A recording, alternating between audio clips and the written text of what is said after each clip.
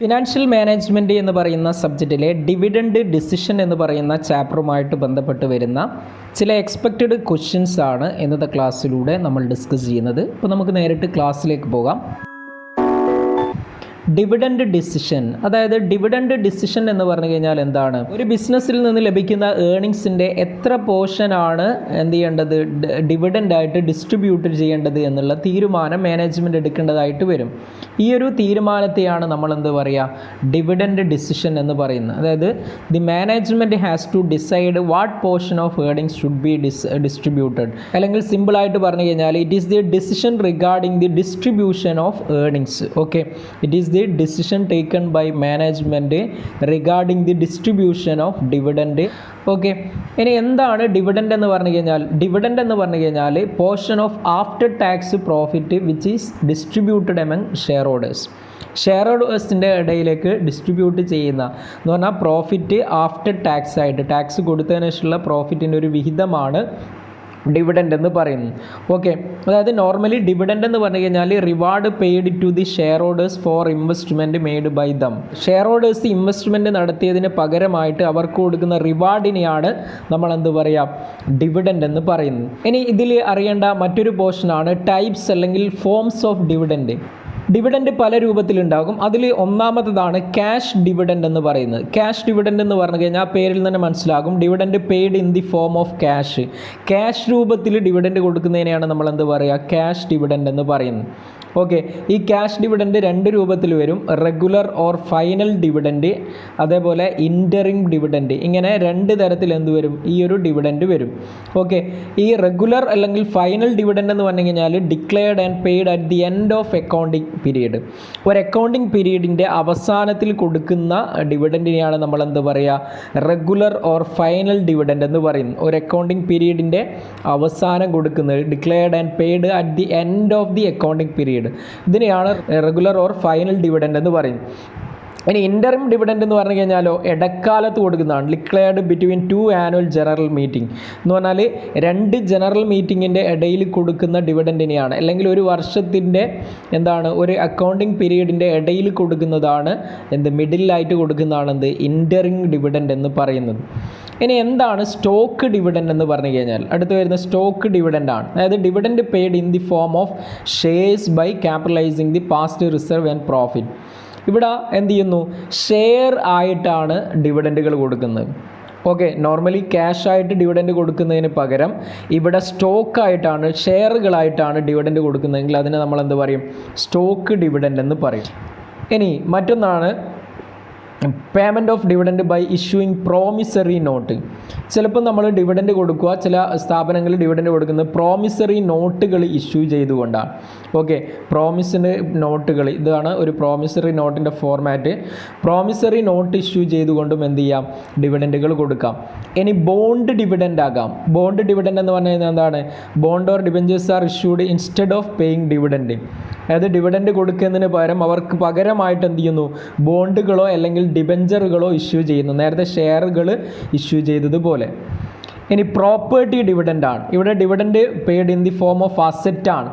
അസറ്റിൻ്റെ രൂപത്തിൽ എന്ത് ചെയ്യുന്നു, ഡിവിഡൻഡ് കൊടുക്കുന്നു. എന്ന് പറഞ്ഞാൽ ഡിവിഡൻഡ് ക്യാഷായിട്ട് കൊടുക്കുന്നതിന് പകരം അസറ്റുകൾ കൊടുക്കുന്നു. ഇതിനെയാണ് എന്ത് പറയുക, പ്രോപ്പർട്ടി ഡിവിഡൻഡ് എന്ന് പറയുന്നത്. ഓക്കെ അല്ലേ? അപ്പോൾ ഇത്രയും ടൈപ്പാണ് ഡിവിഡൻഡ് വരുന്നത്. ഇനി എന്താണ് ഡിവിഡൻഡ് പോളിസി എന്ന് പറഞ്ഞു കഴിഞ്ഞാൽ? Dividend policy means policy which determine the allocation of earnings into retained earnings and dividend.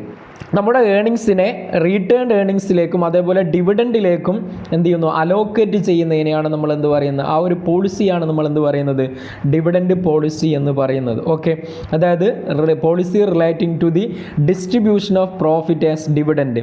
Profit ഡിവിഡൻഡായിട്ട് എത്ര കൊടുക്കണമെന്നുള്ള ആ ഒരു ഡിസ്ട്രിബ്യൂഷനുമായിട്ട് ബന്ധപ്പെട്ട പോളിസിയാണ് നമ്മൾ എന്ത് പറയുക, ഡിവിഡൻഡ് പോളിസി എന്ന് പറയുന്നത്. ആ ഡിവിഡൻഡ് പോളിസിയുടെ ചെറിയൊരു ഡെഫിനിഷനാണ്, dividend policy determine the division of earnings between payment to share holders and retained earnings. Okay, ഇതാണ് ഒരു ഡെഫിനിഷൻ വരുന്നത്. വെസ്റ്റേൺ ആൻഡ് ബ്രിഗം ഡിഫൈൻ ചെയ്തതാണ്. Dividend policy determine the division of earnings between payment to share holders and retained earnings. ഇനി next ഇതിൽ അറിയേണ്ട മറ്റൊരു പാർട്ടാണ് factors or determinants of dividend policy. Dividend പോളിസിയുടെ ഡിറ്റർമിനൻസ് അല്ലെങ്കിൽ ഫാക്ടേഴ്സ് എന്തൊക്കെയാണെന്നുള്ളതാണ് മറ്റൊരു ഭാഗം നമ്മൾ അറിഞ്ഞിരിക്കേണ്ടത്. ഇതിൽ വരുന്നത് ഇൻറ്റേർണൽ ഫാക്ടേഴ്സും ഉണ്ട്, അതേപോലെ എക്സ്റ്റേണൽ ഫാക്ടേഴ്സും ഉണ്ട്. ഓക്കെ, ഇൻറ്റേർണൽ ഫാക്ടേഴ്സും അതേപോലെ എക്സ്റ്റേണൽ ഫാക്ടേഴ്സും. അതിൽ ഇൻറ്റേർണൽ ഫാക്ടേഴ്സിൽ വരുന്ന ഒന്നാമതാണ് stability and size of earnings. അതായത് ഇവിടെ ഏർണിങ്സ് റിലേറ്റീവ്ലി സ്റ്റേബിൾ ആണെങ്കിൽ a firm is able to predict what is future earnings. അതായത് നമ്മുടെ ഏർണിങ്സ് സ്റ്റേബിൾ ആണ് എന്ന് പറഞ്ഞാൽ ഒരു സ്ഥിരതയുണ്ടെങ്കിൽ നമ്മുടെ ഏർണിങ്സ് എന്തായിരിക്കും ഭാവിയിൽ എന്നുള്ളത് നമുക്ക് എന്ത് ചെയ്യാൻ പറ്റും, നിർവചിക്കാൻ പറ്റും. ഓക്കെ, അങ്ങനെ അല്ലെങ്കിൽ നമുക്ക് എന്ത് ചെയ്യാൻ പറ്റില്ല, നിർവചിക്കാൻ പറ്റില്ല എന്നുള്ളതാണ്. അപ്പോൾ stability and size of earnings ആണ് ഒന്നാമത്തെ വരുന്നത്. ഇനി രണ്ടാമത്തെ വരുന്നത് ലിക്വിഡിറ്റി ഓഫ് ഫണ്ട് ആണ്. ലിക്വിഡിറ്റി ഓഫ് ഫണ്ട് എന്ന് പറഞ്ഞു കഴിഞ്ഞാൽ ക്യാഷ് രൂപത്തിൽ നമ്മുടെ സ്ഥാപനത്തിൽ എന്താണ് എമൗണ്ട് കിടക്കുന്നതിനെയാണ് ലിക്വിഡിറ്റി എന്ന് പറയുന്നത്. അല്ലെങ്കിൽ ability to pay short term liability. Okay, അപ്പോൾ ഷോർട്ട് ടേം ലാബിലിറ്റി കൊടുക്കാനുള്ള കഴിവ് എന്ന് പറയുന്നത് അവിടെ ക്യാഷ് ഉണ്ടാകുമ്പോഴാണ്. അപ്പോൾ ഏർണിങ്സ് എന്ന് പറയുന്നത് എത്ര കൂടുതലാണെങ്കിലും അവിടെ ക്യാഷ് ഇല്ലെങ്കിൽ may not be able to pay cash dividend. Okay, ആ സമയത്ത് എന്ത് ചെയ്യാൻ പറ്റില്ല, അങ്ങനെ ആവുമ്പോൾ ക്യാഷ് ഡിവിഡൻഡ് കൊടുക്കാൻ പറ്റുകയില്ല. Okay, because of inadequate cash balance. അപ്പോൾ ലിക്വിഡിറ്റി എന്ന് പറയുന്നതും ഡിവിഡൻഡ് പോളിസിയെ സ്വാധീനിക്കുന്ന മറ്റൊരു ഘടകമാണ്. ഇനി നെക്സ്റ്റ് വൺ ആണ് investment opportunities and share holders preference. അതായത് management should adopt dividend policy which strike a balance between share holders preference for dividend and investment opportunities with retained earnings. Management dividend policy എടുക്കുന്ന സമയത്ത് എന്ത് ചെയ്യണം, share holders പ്രിഫറൻസിനും അതേപോലെ തന്നെ investment ഓപ്പർച്യൂണിറ്റീസിനും എന്ത് ചെയ്യണം, അവിടെ ഒരു ബാലൻസ് ക്രിയേറ്റ് ചെയ്തുകൊണ്ടായിരിക്കണം ഡിവിഡൻഡ് ഡിസിഷൻ എടുക്കുന്നത് അല്ലെങ്കിൽ ഡിവിഡൻഡ് പോളിസി എടുക്കുന്നത് എന്നുള്ളതാണ് മറ്റൊന്ന് വരുന്നത്. നെക്സ്റ്റ് വൺ ആണ് attitude of management towards control. അതായത് മാനേജ്മെൻറ്റ് കൺട്രോളിൽ എങ്ങനെയാണോ അവരുടെ ആറ്റിറ്റ്യൂഡ് വരുന്നത്. അപ്പോൾ നല്ല രൂപത്തിൽ കൺട്രോൾ ചെയ്യണം എന്ന് ആഗ്രഹിക്കുന്ന ഒരു മാനേജ്മെൻ്റ് ആണെങ്കിൽ അവർക്ക് എക്സ്റ്റേണൽ സോഴ്സിൽ കൂടുതൽ എന്ത് ചെയ്യാൻ പറ്റില്ല, ഫോക്കസ് ചെയ്യാൻ പറ്റുകയില്ല. ഓക്കെ, അപ്പോൾ അവിടെ എന്ത് ചെയ്യേണ്ടി വരും, ആ സമയത്ത് ഒരു ലോ ഡിവിഡൻഡ് പേ ഔട്ട് പോളിസി സ്വീകരിക്കേണ്ടതായിട്ട് വരും. മാനേജ്മെൻറ്റിൻ്റെ ആറ്റിറ്റ്യൂഡ് എങ്ങനെയാണ് കൺട്രോളിന് മുകളിലുള്ളത് എന്നുള്ളതാണ് മറ്റൊന്ന് വരുന്നത്. ഓക്കെ, ഇനി നെക്സ്റ്റ് വൺ ആണ് past dividend rate. Okay, dividend പോളിസിയെ സ്വാധീനിക്കുന്ന മറ്റൊരു ഘടകമാണ് പാസ്റ്റ് ഡിവിഡൻഡ് റേറ്റ്. എന്താണ്, മുമ്പ് കൊടുത്ത ഡിവിഡൻഡ് റേറ്റുകൾ. ഓക്കെ, അതും എന്ത് ചെയ്യേണ്ടി വരും, കൺസിഡർ ചെയ്യേണ്ടി വരും. ഇനി പുതിയൊരു കൺസേൺ ആണെങ്കിൽ rate of dividend being declared by rival companies will have to be taken into consideration. ഇപ്പോൾ നിലവിലുള്ള കമ്പനീസിൻ്റെ എന്താണ് ഡിവിഡൻഡ് പോളിസി എന്നുള്ളത് നമ്മൾ എന്ത് ചെയ്യേണ്ടി വരും, പുതിയൊരു കമ്പനിയൊക്കെ ആകുമ്പോൾ കൺസിഡർ ചെയ്യേണ്ടതായിട്ട് വരും. അപ്പോൾ പാസ്റ്റ് ഡിവിഡൻഡ് റേറ്റുകൾ നോക്കുക എന്നുള്ളതാണ് മറ്റൊരു ഫാക്ടർ വരുന്നത്. ഇനി എബിലിറ്റി ടു ബോറോ. ഓക്കെ, എത്രത്തോളം ഈ കമ്പനിക്ക് എന്തുണ്ട്, എബിലിറ്റി ഉണ്ട്, ബോറോയിങ്ങിനുള്ള എബിലിറ്റി ഉണ്ട് എന്നുള്ളതും മറ്റൊരു ഘടകമാണ്. അതായത് well established and large companies have better access to capital market than new and smaller companies. ചെറിയ കമ്പനി അല്ലെങ്കിൽ പുതിയ കമ്പനിയൊക്കെ ആകുമ്പോൾ അവർക്ക് എന്താണ്, ആക്സസ് ഉണ്ടാവില്ല. എന്നാൽ നല്ലൊരു ലാർജ് കമ്പനി ആണെങ്കിൽ, വെൽ എസ്റ്റാബ്ലിഷ്ഡ് കമ്പനി ആണെങ്കിൽ അവർക്ക് എന്തുണ്ടാവും, ഈസിലി ആക്സസ് ചെയ്യാം. ഇനി നെക്സ്റ്റ് വരുന്നതാണ് need to repay ഡെപ്റ്റ്. Okay, A firm which has huge ഡെപ്റ്റ് to repay likely to retain more profit. Okay, it means the rate of dividend will be lower if the company need to pay huge ഡെപ്റ്റ്. അതായത് വലിയ രൂപത്തിലുള്ള ഡെപ്റ്റുകൾ കൊടുക്കാനുണ്ടാവുമ്പോൾ rate of dividend എന്തായിരിക്കും, കുറവായിരിക്കും. അപ്പോൾ need to repay ഡെപ്റ്റുകൾ കൊടുക്കാനുള്ള ആവശ്യകതയും മറ്റൊരു ഘടകമാണ് ഇതിനെ സ്വാധീനിക്കുന്നത്, ഡിവിഡൻഡ് ഡിസിഷനെ സ്വാധീനിക്കുന്നത്. ഇനി എക്സ്റ്റേണൽ ഫാക്ടേഴ്സ് ആണ്. എന്തൊക്കെ എക്സ്റ്റേണൽ ഫാക്ടേഴ്സ് ആണ് എന്താണ് ഡിവിഡൻഡ് പോളിസിയെ സ്വാധീനിക്കുന്നത്? അതിൽ വരുന്നതാണ് ട്രേഡ് സൈക്കിൾ എന്ന് പറയുന്നത്. നോർമലി ട്രേഡിൽ ഉണ്ടാകുന്ന സൈക്കിൾസ്, അതായത് ഡിപ്രഷൻ, ഇൻഫ്ലേഷൻ പോലെയുള്ള ഘടകങ്ങൾ എന്ത് ചെയ്യുന്നുണ്ട്, ഈ ഒരു ഡിവിഡൻഡ് ഡിസിഷനെ സ്വാധീനിക്കുന്നുണ്ട് എന്നുള്ളതാണ്. ഇനി മറ്റൊന്നാണ് ലീഗൽ റിക്വയർമെൻറ്റ്. അതായത് നോർമലി ഒരു കമ്പനിയെ സംബന്ധിച്ചിടത്തോളം ഡിവിഡൻഡ് കൊടുക്കുന്ന സമയത്ത് ഒരുപാട് ലീഗൽ ഫോർമാലിറ്റീസ്, ലീഗൽ റെസ്ട്രിക്ഷൻസ് ഒക്കെ ഫോളോ ചെയ്യേണ്ടതായിട്ട് വരും. ആ ഒരു കാര്യം കൂടെ, ആ ഒരു ഫാക്ടർ കൂടെ എന്ത് ചെയ്യേണ്ടി വരും, നോക്കിയിട്ട് മാത്രമേ ഡിവിഡൻഡ് ഡിസിഷൻ എടുക്കാൻ പറ്റും എന്നുള്ളതാണ്.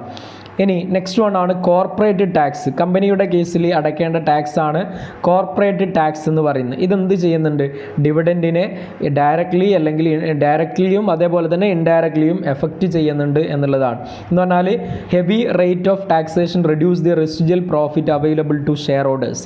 നല്ല റേറ്റ് ഓഫ് ടാക്സ് വരുന്ന സമയത്ത് ഷെയർ ഹോൾഡേഴ്സിൻ്റെ പ്രോഫിറ്റ് റെഡ്യൂസ് ചെയ്യും എന്നുള്ളതാണ്. ഇനി നെക്സ്റ്റ് വൺ ആണ് ജനറൽ സ്റ്റേറ്റ് ഓഫ് എക്കണോമി. സാമ്പത്തികമായിട്ടുള്ള അവസ്ഥ എന്താണോ ഒരു സുനിശ്ചിതമല്ല അനിശ്ചിതമായ അവസ്ഥയാണെങ്കിൽ the firm maintain low dividend. Okay, low dividend policy maintain ചെയ്യേണ്ടതായിട്ട് വരും.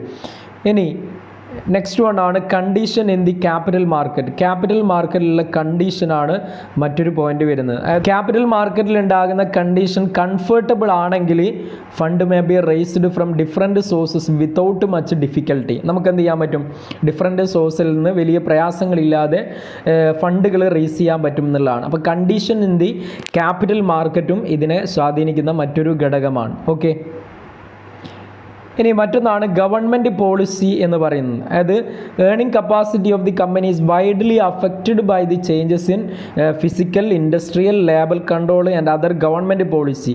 ഗവൺമെൻറ് എടുക്കുന്ന പല ഫിസിക്കലായിട്ടുള്ളതും അതേപോലെ ഇൻഡസ്ട്രിയൽ ആയിട്ടുള്ളതും അതേപോലെ മറ്റുള്ള പോളിസികളും എന്ത് ചെയ്യും? ഈ ഡിവിഡൻഡ് ഡിസിഷനെ എന്ത് ചെയ്യും? സ്വാധീനിക്കും എന്നുള്ളതാണ്. അപ്പോൾ ഡിവിഡൻഡ് പോളിസി ഫോർമുലേറ്റ് ചെയ്യുന്ന സമയത്ത് ഗവൺമെൻറ്റിൻ്റെ പോളിസികൾ കൺസിഡർ ചെയ്തുകൊണ്ട് അവരുടെ ചേഞ്ചസ് എന്താണ്, പോളിസിയിലുള്ള മാറ്റങ്ങൾ എന്തൊക്കെയാണെന്ന് കൺസിഡർ ചെയ്തുകൊണ്ടാണ് മോഡിഫൈ ചെയ്യേണ്ടത് എന്നുള്ളതാണ്. ഓക്കെ അല്ലേ? അപ്പോൾ ഇത്രയും ഫാക്ടേഴ്സുകളാണ് വരുന്നത് ഇൻറ്റേർണൽ ആയിട്ടും എക്സ്റ്റേണൽ ആയിട്ടും വരുന്ന ഡിവിഡൻഡ് ഡിസിഷനെ സ്വാധീനിക്കുന്ന ഫാക്ടേഴ്സ് എന്ന് പറയുന്നത്. ഇനി നെക്സ്റ്റ് നമ്മൾ നോക്കുന്നത് ടൈപ്സ് ഓഫ് ഡിവിഡൻഡ് പോളിസിയാണ്. ഡിവിഡൻഡ് പോളിസിയുടെ ടൈപ്സ് ആണ്. അതിലൊന്നാമതാണ് സ്റ്റേബിൾ ഡിവിഡൻഡ് പോളിസി എന്ന് പറയുന്നത്. സ്റ്റേബിൾ ഡിവിഡൻഡ് പോളിസി എന്ന് പറഞ്ഞാൽ consistency in the dividend payment. ഏർണിങ്സിൽ എന്ത് മാറ്റങ്ങൾ ഫ്ലക്ച്വേഷൻസ് ഉണ്ടായി കഴിഞ്ഞാലും ഡിവിഡൻഡ് കൊടുക്കുന്നതിൽ ഒരു റെഗുലാരിറ്റി കീപ്പ് ചെയ്യുന്നതാണ് എന്ത്? സ്റ്റേബിൾ ഡിവിഡൻഡ് പോളിസി എന്ന് പറയുന്നത്. കൺസിസ്റ്റൻ്റ് ആണ്, ഒരു സ്ഥിരതയുള്ളതാണ് സ്റ്റേബിൾ ഡിവിഡൻഡ് പോളിസി എന്ന് പറയുന്നത്. ഈ സ്റ്റേബിൾ ഡിവിഡൻഡ് പോളിസി എന്നതിൽ ഉൾപ്പെടുന്നതാണ് കോൺസ്റ്റൻറ്റ് ഡിവിഡൻഡ് പെർ ഷെയർ എന്ന് പറയുന്നത്. അതായത് കോൺസ്റ്റൻറ്റ് ഡിവിഡൻഡ് പെർ ഷെയർ എന്ന് പറയുന്നത് policy of paying a fixed amount of dividend per share every year irrespective of fluctuations in the earnings. ഏർണിങ്സിൽ എന്ത് മാറ്റം ഉണ്ടായിക്കഴിഞ്ഞാലും ഓരോ വർഷവും ഒരു നിശ്ചിത ഡിവിഡൻഡ്, ഒരു ഷെയറിന് മുകളിൽ ഇത്ര ഡിവിഡൻഡ് എന്നുള്ള നമുക്ക് കൊടുക്കുന്നതാണ് എന്ത്? കോൺസ്റ്റൻറ്റ് ഡിവിഡൻഡ് പെർ ഷെയർ എന്ന് പറയുന്നത്. ഇനി അടുത്ത് വരുന്ന കോൺസ്റ്റൻറ്റ് പെർസെൻറ്റേജ് ഓഫ് ഏർണിങ്സ് ആണ്. This is the policy of paying a fixed percentage of net profit as dividend every year. പ്രോഫിറ്റിൻ്റെ ഒരു നിശ്ചിത പെർസെൻറ്റേജ് എന്ത് ചെയ്യുന്നു? ഡിവിഡൻഡ് ആയിട്ട് കൊടുക്കുന്ന സിസ്റ്റമാണെന്ത്? കോൺസ്റ്റൻറ്റ് പെർസെൻറ്റേജ് ഓഫ് ഏർണിങ്സ് എന്ന് പറയുന്നത്. ഇനി നെക്സ്റ്റ് വൺ ആണ് constant dividend per share plus extra dividend. അതായത് ഒരു കോൺസ്റ്റൻറ്റ് ഡിവിഡൻറ്റിൻ്റെ കൂടെ, ഒരു ഫിക്സ്ഡ് മിനിമം റേറ്റ് ഓഫ് ഡിവിഡൻറ്റിൻ്റെ കൂടെ എക്സ്ട്രാ ഡിവിഡൻറ്റുകൾ ഓരോ പ്രോഫിറ്റ് മാറുന്നതിനനുസരിച്ച് നല്ല പ്രോഫിറ്റ് വരുമ്പോൾ എക്സ്ട്രാ ഡിവിഡൻറ്റ് എന്നുള്ള നിലക്ക് കൊടുക്കുന്നതാണെന്ത്? Constant dividend per share plus extra dividend എന്ന് പറയുന്നത്. ഇനി അടുത്ത മെയിൻ ടൈപ്പാണ് regular and extra dividend policy എന്ന് പറയുന്നത്. ഈ പോളിസി പ്രകാരം കോൺസ്റ്റൻറ്റ് റുപ്പി ഡിവിഡൻറ്റ് ആയിട്ട് കൊടുക്കുന്നു as a fixed percentage along with extra dividend എക്സ്ട്രയും അതേപോലെ തന്നെ ഒരു നിശ്ചിത പെർസെൻറ്റേജ് ഡിവിഡൻഡ് കൊടുക്കുന്ന സിസ്റ്റമാണെന്ത്? റെഗുലർ ഡിവിഡൻഡ് പോളിസി എന്ന് പറയുന്നത്. ഓക്കെ, ഇനി നെക്സ്റ്റ് വൺ ആണ് റെഗുലർ സ്റ്റോക്ക് ഡിവിഡൻഡ് പോളിസി. ഇവിടെ എന്താണ് ഡിവിഡൻഡ് കൊടുക്കുന്നത്? പോളിസി ഓഫ് ഡിസ്ട്രിബ്യൂട്ടിംഗ് ഷെയർസ് ആണ്. നമ്മൾ ക്യാഷ് ഡിവിഡൻഡ് കൊടുക്കുന്നതിന് പകരമായിട്ട് എന്ത് ചെയ്യുന്നു? ഷെയറുകളായിട്ട് ഡിവിഡൻഡ് കൊടുക്കുന്ന പോളിസിയാണെന്ത്? റെഗുലർ സ്റ്റോക്ക് ഡിവിഡൻഡ് പോളിസി എന്ന് പറയുന്നു. ഇനി നെക്സ്റ്റ് വൺ ആണ് regular dividend plus stock dividend. അതായത് ഒരു നിശ്ചിത ഡിവിഡൻറ്റിൻ്റെ കൂടെ എക്സ്ട്രാ സ്റ്റോക്ക് ഡിവിഡൻഡ് ആയിട്ട് കൊടുക്കുന്നു. ഒരു സ്റ്റേബിൾ ഡിവിഡൻഡ് ക്യാഷ് ആയിട്ടും ബാക്കി എക്സ്ട്രാ എന്ത് ചെയ്യുന്നു? ഡിവിഡൻഡ് സ്റ്റോക്ക് ആയിട്ട് ഷെയർസ് ആയിട്ടും കൊടുക്കുന്നതാണെന്ത്? Regular dividend plus stock dividend എന്ന് പറയുന്നു. ഇനി അടുത്ത് വരുന്നത് ഇറഗുലർ ഡിവിഡൻഡ് പോളിസിയാണ്. എന്ന് പറഞ്ഞാൽ ഇവിടെ എന്തില്ല? ഒരു നിശ്ചിത സ്റ്റേബിൾ പോളിസി ഇല്ല. ഓക്കെ, അപ്പോൾ ഈ ഒരു മെത്തേഡ് പ്രകാരം നല്ല ഹൈ പ്രോഫിറ്റ് ഉണ്ടാകുമ്പം നല്ല രീതിയിൽ ഹയർ റേറ്റ് ഓഫ് ഡിവിഡൻഡ് കൊടുക്കും. ഇനി ലോവർ പ്രോഫിറ്റ് ആവുന്ന സമയത്ത് ലോവർ റേറ്റ് എന്ത് കൊടുക്കും, ഡിവിഡൻഡ് കൊടുക്കും. ഈ സിസ്റ്റമാണ് ഇറഗുലർ ഡിവിഡൻഡ് പോളിസി എന്ന് പറയുന്നത്. ഒരു നിശ്ചിത പോളിസി ഇല്ല, നമ്മുടെ ഏണിങ്സ് മാറുന്നതിനനുസരിച്ച് ഡിവിഡൻഡ് പോളിസി മാറുന്നു. ഏണിങ്സ് കൂടുതലാണെങ്കിൽ ഹയർ റേറ്റും ഏണിങ്സ് കുറവാണെങ്കിൽ ലെസർ റേറ്റും കൊടുക്കുന്ന സിസ്റ്റമാണ് ഇറഗുലർ ഡിവിഡൻഡ് പോളിസി എന്ന് പറയുന്നത്. ഇനി റെസിജ്വൽ ഡിവിഡൻഡ് പോളിസിയാണ് മറ്റൊന്ന് വരുന്നത്. അതായത് ഇവിടെ വരുന്നത് എന്താണ്, company will pay dividend only after undertaking all investment opportunities. Okay, അതായത് എല്ലാ ഇൻവെസ്റ്റ്മെൻറ്റ് ഓപ്പർച്യൂണിറ്റീസും കൺസിഡർ ചെയ്തുകൊണ്ട് ഇപ്പോൾ ഡിവിഡൻഡ് കൊടുക്കുന്ന പോളിസിയാണ് എന്ത്, റെസിജ്വൽ ഡിവിഡൻഡ് പോളിസി എന്ന് പറയുന്നത്. അതായത് ഈ ഒരു പോളിസി പ്രകാരം dividend is distributed from the profit remaining after meeting capital expenditure proposal. Capital expenditure പ്രപ്പോസലിൻ്റെ എക്സ്പെൻസുകളൊക്കെ മീറ്റ് ചെയ്തതിന് ശേഷം പ്രോഫിറ്റ് ഡിസ്ട്രിബ്യൂട്ട് ചെയ്യുന്ന സിസ്റ്റമാണ് ഈ ഒരു റെസിജ്വൽ ഡിവിഡൻഡ് പോളിസി മെത്തേഡ് പ്രകാരം വരുന്നത്. ഓക്കെ, ഇനി നോ ഡിവിഡൻഡ് പോളിസിയാണ് എന്ന് പറഞ്ഞു കഴിഞ്ഞാൽ the company may follow a policy of paying no dividend presently because of requirement of fund for the future growth and expansion. അതായത് ബിസിനസ്സിൻ്റെ ഫ്യൂച്ചർ ഗ്രോത്തിനും എക്സ്പാൻഷനും വേണ്ടിയിട്ട് ഡിവിഡൻഡ് തീരെ കൊടുക്കാതിരിക്കുന്ന പോളിസി എടുക്കുന്നതാണ് എന്ത്, നോ ഡിവിഡൻഡ് പോളിസി എന്ന് പറയുന്നത്. ഇനി നെക്സ്റ്റ് ഇതിൽ നമുക്ക് അറിയേണ്ട ഒരു പാർട്ടാണ് dividend policy and value of the firm എന്ന് പറയുന്നത്. Dividend policy and value of the firm, അതായത് ഡിവിഡൻഡ് തിയറീസ് ആണ്. ഇതിൽ ഒന്നാമത്തെ വരുന്നതാണ് ഇറലവൻറ്റ് കൺസെപ്റ്റ് ഓഫ് ഡിവിഡൻഡ് അല്ലെങ്കിൽ ഇറലവൻസ് തിയറീസ് എന്ന് പറയുന്നത്. Dividend policy has no effect on market price of the share. Dividend policy market പ്രൈസിനെ എഫക്റ്റ് ചെയ്യുന്നില്ല എന്നുള്ളതാണ് ഈ ഒരു തിയറി പറയുന്നത്. റിലവൻസ് അല്ല, പ്രാധാന്യമില്ലാത്തതാണ്, ഇറലവൻസ് ആണ്. എന്ന് പറഞ്ഞാൽ dividend policy has no effect on the market price of the share എന്നുള്ളതാണ് ഈ ഒരു തിയറി പറയുന്നത്. ഇതിൽ വരുന്ന ഒരു തിയറിയാണ് Modigliani Miller theory, irrelevance theory എന്ന് പറയുന്നത്. അതായത് ഈ ഒരു തിയറി സ്റ്റേറ്റ് ചെയ്യുന്നത് എന്താണ്, a firm's dividend policy has no effect on value of the firm or share holders wealth എന്നുള്ളതാണ് മോഡി ഗിലാനി മില്ലർ അപ്രോച്ച് പ്രകാരം പറയുന്നത്. ഇനി അടുത്ത വരുന്ന രണ്ടാമത്തെ മെത്തേഡാണ് വാൾട്ടർ ഡിവിഡൻഡ് മോഡൽ എന്ന് പറയുന്നത്. അതായത് വാൾട്ടർ ഡിവിഡൻഡ് മോഡൽ പ്രകാരം വാൾട്ടർ എന്ന് പറയുന്ന ആളാണ് ഇത് ഡെവലപ്പ് ചെയ്തത്. അയാൾ argue that dividend decision of a firm is relevant. Dividend decision എന്ന് പറയുന്നത് റിലവൻ്റ് ആണ്. അതായത് ഈ ഒരു മെത്തേഡ് പ്രകാരം dividend policy has an impact on market price of the share. Dividend policy market price of the ഷെയറിൽ ഇമ്പാക്റ്റ് ഉണ്ടാക്കും എന്നുള്ളതാണ് വാൾട്ടേഴ്സ് ഡിവിഡൻഡ് മോഡൽ പറയുന്നത്. ഓക്കെ, ഇനി മറ്റൊന്നാണ് ഗോർഡൻ മോഡൽ എന്ന് പറയുന്നത്. ഗോർഡൻ മോഡൽ സജസ്റ്റ് ചെയ്യുന്നത് എന്താണ്, ഗോർഡൻ എന്ന് പറയുന്ന ആൾ സജസ്റ്റ് ചെയ്യുന്നത് dividends are relevant and it will effect the value of the firm. Okay, dividend എന്ന് പറയുന്നത് റിലവൻ്റ് ആണ്, അതേപോലെ വാല്യൂ ഓഫ് ദി ഫേമിനെ അത് എഫക്റ്റ് ചെയ്യുമെന്നുള്ളതാണ്. ഇനി ഇതിൽ അറിയേണ്ട മറ്റൊന്നാണ് ഒപ്റ്റിമം ഡിവിഡൻഡ് പോളിസി എന്ന് പറയുന്നത്. Optimum dividend policy is one that maximise firm's value or its share price. Okay, optimum dividend policy എന്ന് പറയുന്നത് ഫേംസിൻ്റെ വാല്യൂ മാക്സിമൈസ് ചെയ്യുന്ന ഡിവിഡൻഡ് പോളിസിയെ നമ്മളെന്ത് പറയും, ഒപ്റ്റിമം ഡിവിഡൻഡ് പോളിസി എന്ന് പറയും. ഒപ്റ്റിമം ഡിവിഡൻഡ് പോളിസി എന്ന് പറഞ്ഞാൽ ഒപ്റ്റിമൽ അല്ലെങ്കിൽ ഒപ്റ്റിമം എന്ന് പറയും. Optimal dividend policy is one that maximise the firm's value or its share price. Okay, ഒരു ഫേമിൻ്റെ വാല്യൂ അല്ലെങ്കിൽ ഷെയർ പ്രൈസ് മാക്സിമൈസ് ചെയ്യുന്ന പോളിസിയെ നമ്മളെന്ത് പറയും, ഒപ്റ്റിമൽ ഡിവിഡൻഡ് പോളിസി എന്ന് പറയും. ഇനി ഇതിൽ വരുന്ന വേറൊരു ടേമാണ് ഡിവിഡൻഡ് പേ ഔട്ട് റേഷ്യോ എന്ന് പറയുന്നത്. ഡിവിഡൻഡ് പേ ഔട്ട് റേഷ്യോ എന്ന് പറയുന്നത് it is the percentage share of net earnings distributed to the share holders as dividend. Share ഹോൾഡേഴ്സിന് ഡിവിഡൻഡ് ആയിട്ട് ഡിസ്ട്രിബ്യൂട്ട് ചെയ്തതിൻ്റെ ഏർണിങ്സിൻ്റെ പെർസെൻറ്റേജ് ഷെയറിനെയാണ് നമ്മൾ എന്ത് പറയുക, ഡിവിഡൻഡ് പേ ഔട്ട് റേഷ്യോ എന്ന് പറയുന്നത്. It is the percentage share of net earnings.